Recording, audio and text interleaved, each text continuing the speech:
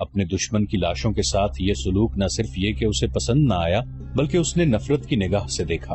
ابو سفیان کو دیکھ کر خالد نے اپنے گھوڑے کو ایڑ لگائی اور ابو سفیان کے پاس جا گھوڑا روکا۔ ابو سفیان، خالد نے غصے اور حقارت کے ملے جلے لہجے میں کہا، کیا تم اپنی بیوی اور ان عورتوں کی اس وحشیانہ حرکت کو پسند کر رہے ہو؟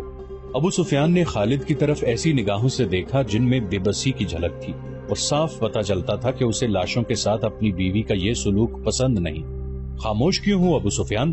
تم ہند کو جانتے ہو خالد، ابو سفیان نے دبی سی زبان میں کہا۔ یہ عورت اس وقت پاگلوں سے بدتر ہے، اگر میں یا تم اسے روکنے کے لیے آگے بڑھے تو یہ خنجر سے ہمارے پیٹ بھی چاک کر دے گی۔ خالد ہند کو جانتا تھا، وہ ابو سفیان کی بے بسی کو سمجھ گیا۔ ابو سفیان نے سر جھکایا، گھوڑے کی لگام کو جھٹکا دیا اور منہ پھیر کر دوسری طرف چل پڑا۔ خالد بھی اس منظر کو برداشت نہ کر سکا۔ جب ہند حمزہ رضی اللہ عنہ کی لاش کا کلیجہ چبا کر اگل چکی تو اس نے پیچھے دیکھا۔ اس کے پیچھے جبیر بن مطعم کا غلام وحشی بن حرب کھڑا تھا۔ اس کے ہاتھ میں افریقہ کی بنی ہوئی وہی برچی تھی جس سے اس نے حمزہ رضی اللہ عنہ کو شہید کیا تھا۔ یہاں کیا کر رہے ہو بن حرب؟ ہند نے تحکمانہ لہجے میں اس سے کہا۔ جاؤ اور مسلمانوں کی لاشوں کے ٹکڑے کر دو۔ وحشی بن حرب بولتا بہت کم تھا، اس کی کوشش یہی ہوتی تھی کہ زیادہ سے زیادہ بات اشاروں میں کر لی جائے۔ اس نے ہند کا حکم ماننے کی بجائے اپنا ہاتھ ہند کے آگے پھیلا دیا اور اس کی نظریں ہند کے گلے میں لٹکتے ہوئے سونے کے ہار پر جم گئیں۔ ہند کو اپنا وعدہ یاد آ گیا۔ اس نے وحشی سے کہا تھا کہ تم میرے باپ، چچا اور بیٹے کے قاتل کو قتل کر دو تو میں نے جتنے زیورات پہن رکھے ہیں وہ تمہارے ہوں گے، اور وحشی اپنا انعام لینے آیا تھا۔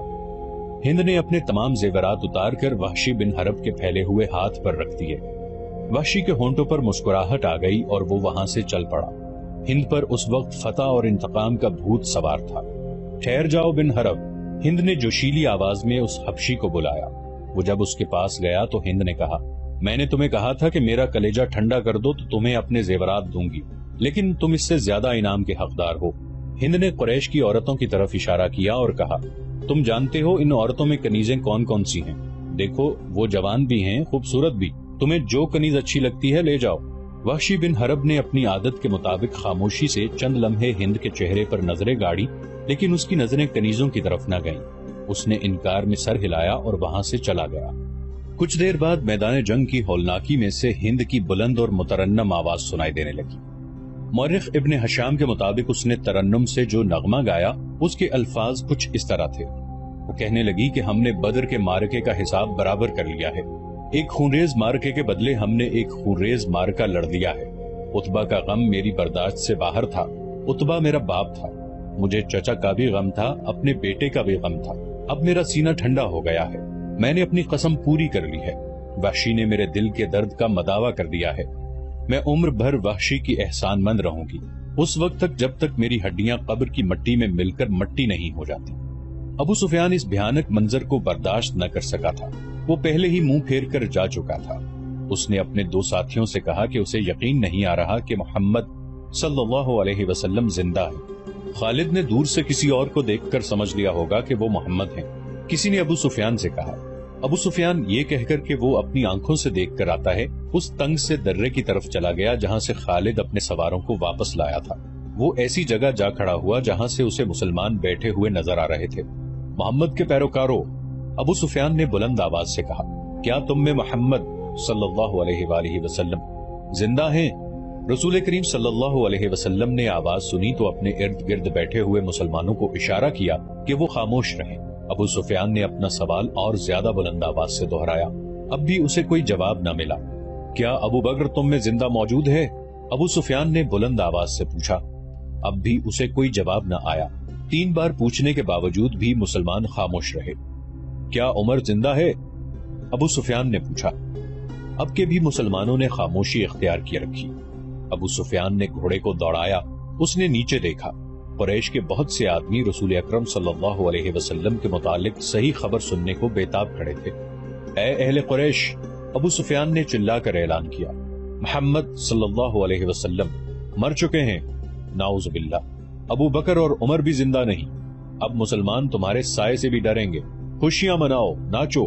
اہل قریش ناچنے اور ہلڑ مچانے لگے، لیکن گرجتی ہوئی ایک آواز نے انہیں خاموش کر دیا۔ اے خدا کے دشمن! درے کی بلندی سے حضرت عمر رضی اللہ عنہ کی آواز گونجی۔ اتنا جھوٹ نہ بول، وہ تینوں زندہ ہیں جن کے نام لے کر تو انہیں مردہ کہہ رہا ہے۔ اپنے قبیلے کو دھوکہ مت دے، تجھے تیرے گناہوں کی سزا دینے کے لیے ہم سب زندہ ہیں۔ ابو سفیان نے تنزیہ قہقہہ لگایا اور بلند آواز سے بولا، ابن الخطاب، تیرا خدا تجھے ہم سے محفوظ رکھے، کیا تو اب بھی ہمیں سزا دینے کی بات کر رہا ہے؟ کیا تو یقین سے کہتا ہے کہ محمد زندہ ہیں؟ اللہ کی قسم، ہمارے نبی صلی اللہ علیہ وآلہ وسلم زندہ ہیں۔ حضرت عمر رضی اللہ عنہ ابن الخطاب کی آواز جواب میں گرجی، اللہ کے رسول صلی اللہ علیہ وآلہ وسلم تمہارا ایک ایک لفظ سن رہے ہیں۔ عربوں میں رواج تھا کہ ایک معرکہ ختم ہونے کے بعد دونوں فریقوں کے سردار یا سالار ایک دوسرے پر تانوں اور پھپتیوں کے تیر برسایا کرتے تھے۔ ابو سفیان اسی دستور کے مطابق دور کھڑا حضرت عمر رضی اللہ عنہ سے ہم کلام تھا۔ تم حبل اور عزا کی عظمت کو نہیں جانتے؟ ابو سفیان نے کہا۔ حضرت عمر رضی اللہ عنہ نے رسول اکرم صلی اللہ علیہ وسلم کی طرف دیکھا۔ آپ صلی اللہ علیہ وسلم اونچا بول نہیں سکتے تھے۔ آپ صلی اللہ علیہ وسلم نے حضرت عمر رضی اللہ عنہ کو بتایا کہ وہ ابو سفیان کو کیا جواب دیں۔ او باطل کے پجاری، حضرت عمر رضی اللہ عنہ نے بلند آواز سے کہا، اللہ کی عظمت کو پہچان جو سب سے بڑا اور سب سے زیادہ طاقتور ہے۔ ہمارے پاس حبل جیسا دیوتا اور عزا جیسی دیوی ہے۔ ابو سفیان نے کہا، کیا تمہارے پاس کوئی ایسا دیوتا یا دیوی ہے؟ ہمارے پاس اللہ ہے۔ رسول کریم صلی اللہ علیہ وآلہ وسلم نے حضرت عمر رضی اللہ عنہ کی زبان سے کہلوایا، جو حضرت عمر رضی اللہ عنہ نے بلند آواز سے کہا، تمہارا کوئی خدا نہیں۔ جنگ کا فیصلہ ہو چکا تھا۔ ابو سفیان نے کہا، تم نے بدر میں فتح پائی تھی، ہم نے اس پہاڑی کے دامن میں تم سے انتقام لے لیا۔ اگلے سال ہم تمہیں بدر کے میدان میں ہی مقابلے کے لیے للکاریں گے انشاءاللہ۔ حضرت عمر رضی اللہ عنہ نے رسول اللہ صلی اللہ علیہ وسلم کے الفاظ بلند آواز سے دہرائے، اب تمہارے ساتھ ہماری ملاقات بدر کے میدان میں ہی ہوگی۔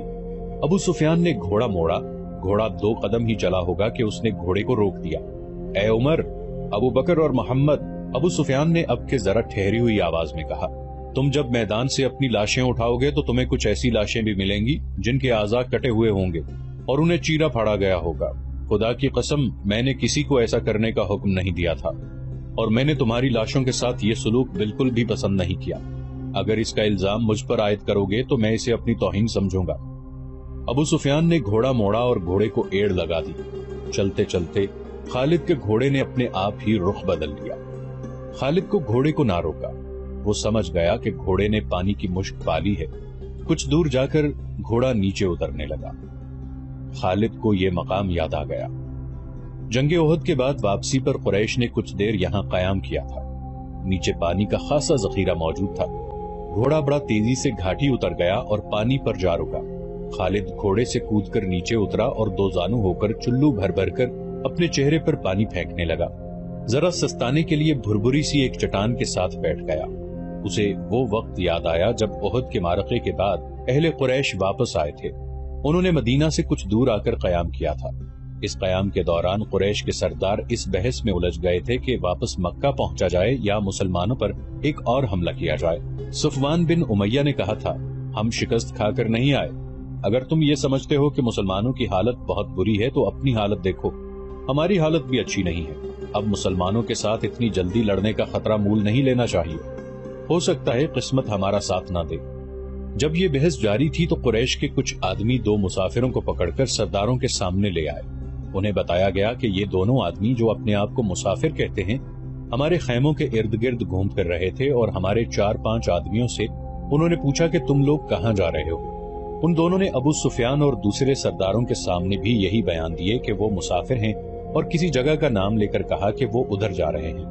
ابو سفیان کے حکم سے ان کے پھٹے پرانے کپڑے جو انہوں نے پہن رکھے تھے اتروائے گئے تو اندر سے خنجر اور تلواریں برآمد ہوئیں۔ ان سے پوچھا گیا کہ تم نے یہ ہتھیار چھپا کر کیوں رکھے تھے؟ خالد کی نظر بہت تیز تھی، اسے شک ہوا کہ یہ مسلمانوں کے جاسوس ہیں۔ ان دونوں کو قریش کی فوج کے سامنے کھڑا کر دیا گیا اور پوچھا گیا کہ انہیں کوئی پہچانتا ہے؟ 2-3 آوازیں آئیں کہ ہم انہیں پہچانتے ہیں، یہ یثرب کے رہنے والے ہیں۔ اس ایک کو میں اچھی طرح جانتا ہوں، قریش کے آدمی نے اٹھ کر کہا، اسے میں نے اپنے خلاف لڑتے ہوئے دیکھا تھا۔ تم اپنی زبان سے کہہ دو کہ تم محمد کے جاسوس ہو۔ ابو سفیان نے ان دونوں سے کہا، اور جاؤ میں تمہاری جان بخشی کرتا ہوں۔ دونوں میں سے ایک نے اعتراف کر لیا، جاؤ۔ ابو سفیان نے کہا، ہم نے تمہیں معاف کیا، دونوں جو واقعی مسلمانوں کے بھیجے ہوئے جاسوس تھے اور قریش کے عزائم معلوم کرنے آئے تھے، ہنسی خوشی اپنے اونٹوں کی طرف چل پڑے۔ ابو سفیان کے اشارے پر کئی ایک تیر اندازوں نے کمانوں میں تیر ڈالے اور پیچھے سے ان دونوں مسلمانوں پر چلا دیے۔ دونوں کئی تیر اپنے جسم میں لے کر گرے، پھر اٹھ نہ سکے۔ کیا تم اس کا مطلب سمجھتے ہو؟ ابو سفیان نے اپنے قریب کھڑے سرداروں سے کہا۔ جاسوس بھیجنے کا مطلب یہ ہے کہ مسلمان ہارے نہیں، وہ ابھی یا کچھ عرصے کے بعد ہم پر حملہ کرنے کا ارادہ رکھتے ہیں۔ فوراً مکہ کو کوچ کرو اور اگلی جنگ کی تیاری کرو۔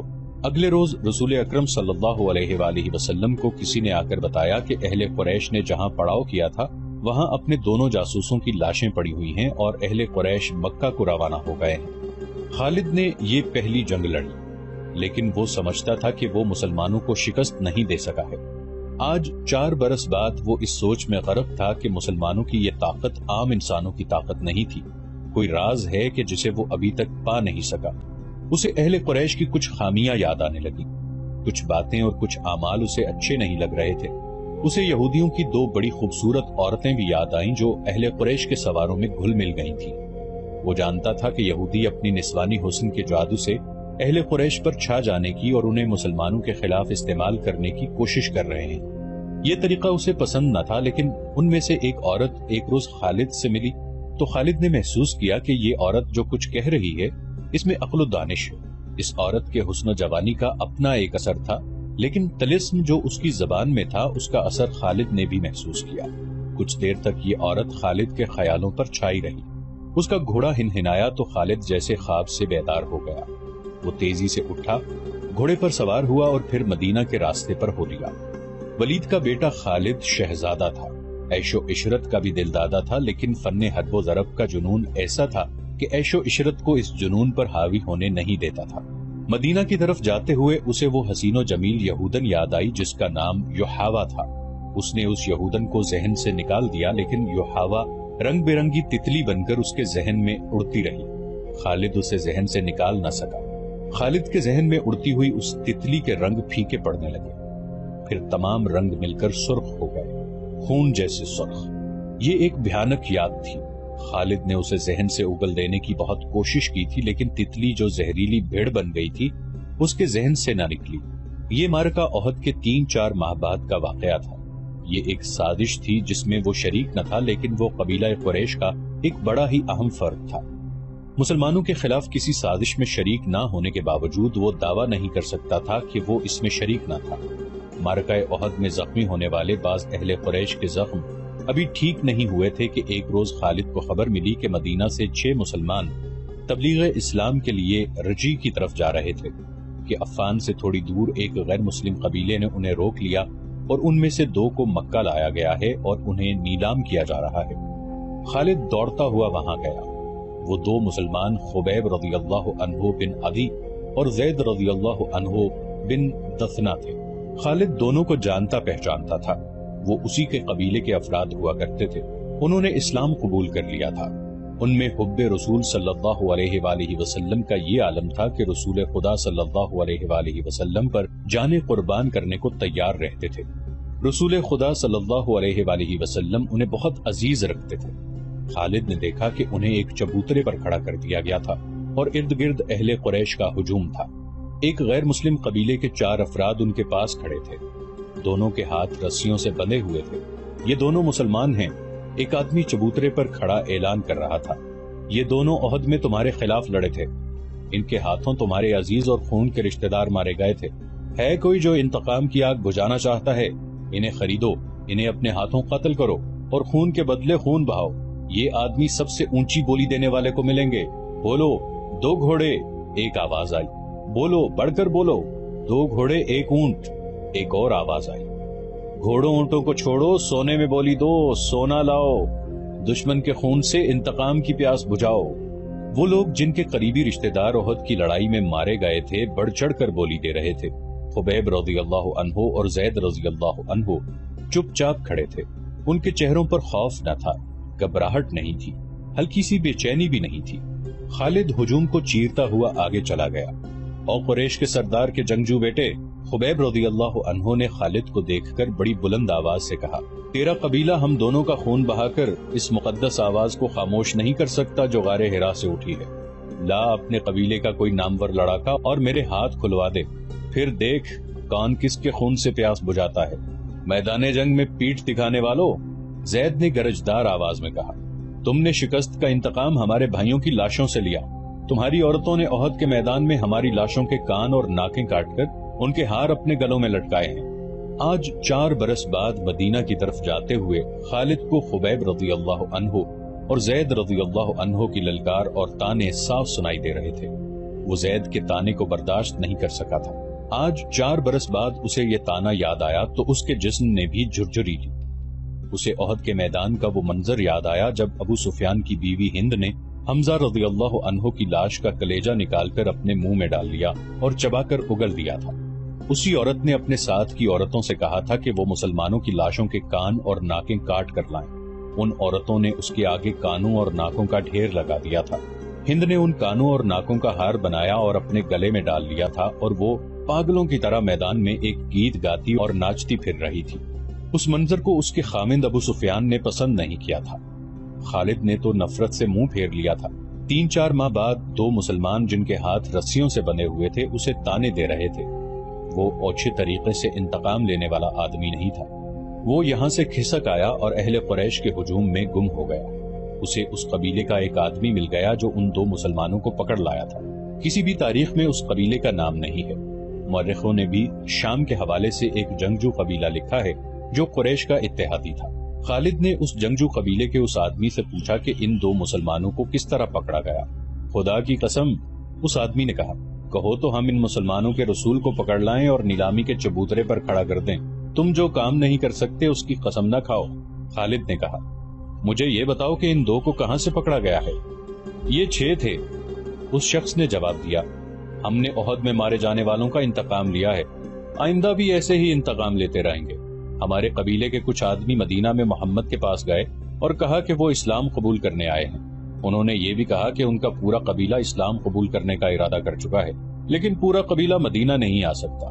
ہمارے ان آدمیوں نے محمد سے کہا کہ ان کے ساتھ چند ایک مسلمانوں کو ان کے قبیلے میں بھیجا جائے جو پورے قبیلے کو مسلمان کرے اور پھر قبیلے کو مذہبی تعلیم دینے کے لیے کچھ عرصہ وہیں رہے۔ ہمارے آدمی جب واپس آئے تو ان کے ساتھ 6 مسلمان تھے۔ ادھر ہمارے سردار شارجہ بن مغیث نے 100 آدمیوں کو رجی کے مقام پر بھیج دیا۔ جب یہ 6 مسلمان رجی پہنچے تو ہمارے 100 آدمیوں نے انہیں گھیر لیا۔ تم سن کر حیران ہوگے کہ یہ 6 مسلمان تلواریں نکال کر 100 آدمیوں سے مقابلے پر آ گئے۔ ہم نے 3 کو مار ڈالا اور 3 کو پکڑ لیا، ان کے ہاتھ رسیوں سے باندھ دیے۔ شارجہ بن مغیث نے حکم دیا تھا کہ مدینہ سے کچھ مسلمان تمہارے دھوکے میں آ کر تمہارے ساتھ آ گئے تو ان میں سے 2-3 کو مکہ لے جانا اور انتقام لینے والوں کے ہاتھوں فروخت کر دینا۔ ہم 3 کو ادھر لا رہے تھے، راستے میں ان میں سے ایک نے رسیوں میں سے ہاتھ نکال لیے، مگر وہ بھاگا نہیں۔ وہ اتنا پھرتیلا تھا کہ اس نے ہمارے ایک آدمی کی نیام سے تلوار نکال لی، کیونکہ اسے ہم نے نہتہ کر رکھا تھا۔ اس نے بڑی تیزی سے ہمارے 2 آدمیوں کو مار ڈالا۔ اکیلا آدمی اتنے سارے آدمیوں کا مقابلہ کب تک کرتا؟ وہ مارا گیا اور ہم نے اس کے جسم کا قیمہ کر دیا۔ یہ 2 رہ گئے، ہم نے ان کے ہاتھ اور زیادہ مضبوطی سے باندھ دیے اور یہاں لے آئے۔ اور تم خوش ہو؟ خالد نے اسے تنزیہ کہا۔ محمد صلی اللہ علیہ وآلہ وسلم کیا کہیں گے؟ اہل قریش اور ان کے دوست قبیلے اتنے بزدل ہو گئے ہیں کہ اب دھوکہ دینے اور 6 آدمیوں کو 100 سے مروانے پر اتر آئے ہیں۔ کیا تم نے مجھے یہ بات سناتے شرم محسوس نہیں کی؟ کیا ان 100 آدمیوں نے اپنی ماؤں کو شرمسار نہیں کیا جن کا انہوں نے دودھ پیا ہے؟ تم نے میدان جنگ میں مسلمانوں کا کیا بگاڑ لیا تھا ولید کے بیٹے؟ اس آدمی نے کہا، کیا تم محمد کی طاقت کا مقابلہ کر سکتے ہو؟ بدر میں 1000 قریش 313 مسلمانوں سے مار کھائے تھے۔ احد کی لڑائی میں محمد کے پیروکار کتنی تعداد میں تھے؟ 700 سے کم ہوں گے، زیادہ نہیں۔ قریش کتنے تھے؟ ہزاروں۔ سن خالد بن ولید، محمد کے ہاتھ میں جادو ہے، جہاں جادو چلتا ہے وہاں تلوار نہیں چل سکتی۔ پھر تمہاری تلوار کس طرح چل گئی؟ خالد نے پوچھا، اگر محمد کے ہاتھ میں جادو ہے تو وہ تمہارے سردار شارجہ بن مغیث کے دھوکے میں کس طرح آ گیا؟ اس کے 4 آدمیوں کو کس طرح مار ڈالا؟ ان 2 کو محمد کا جادو آزاد کیوں نہیں کرا دیتا؟ تم جس چیز کا مقابلہ کرنے کی جرت نہیں رکھتے اسے جادو کہہ دیتے ہو۔ ہم نے جادو کو جادو سے کاٹا ہے۔ شارجہ بن مغیث کے قبیلے کے آدمی نے کہا، ہمارے پاس یہودی جادوگر آئے تھے، ان کے ساتھ 3 جادوگرنیاں بھی تھیں، ان میں سے ایک کا نام یوحاوا ہے۔ ہم نے اپنی آنکھوں سے دیکھا ہے۔ ایک گھنی جھاڑی میں سے ایک برچھی زمین سے سرکتی ہوئی باہر آئی۔ یہ برچھی جھاڑی میں واپس چلی گئی اور سانپ بن کر واپس آئی۔ یہ سانپ واپس جھاڑی میں چلا گیا۔ مدینہ کی طرف جاتے ہوئے اسے یہ واقعہ یاد آ رہا تھا۔ وہ اسے یاد نہیں کرنا چاہتا تھا، لیکن زہریلی بھیڑوں کی طرح یہ یاد اس کے اوپر بھن بھناتی رہی۔